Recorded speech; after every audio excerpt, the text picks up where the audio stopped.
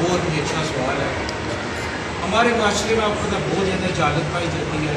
لوگ اس طرح کے حرکات کرتے ہیں. تو اس حوالے سے یاد رکھیں، ایک ہے قبر کو بوسہ دیں.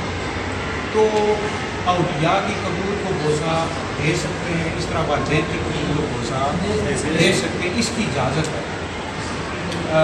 لیکن باقی رہا کہ سجدہ کرنا، تو یاد رکھیں قبر کو سجدہ اگر عبادت کی نیت سے کرے گا تو کافی. اگر عبادت کی نیت سے نہیں کر رہا بلکہ تعظیمی طور پر کر رہا ہے، سجدہ تعظیمی بھی قبر کو کرنا ہے ہماری شریعت میں.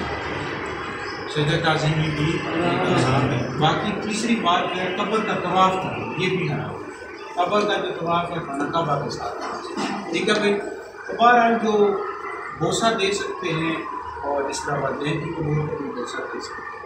تو اس کو دوبارہ اجازت ہے کہ سجدہ کرنے کی یا طواف کرنے کی نہیں ہے.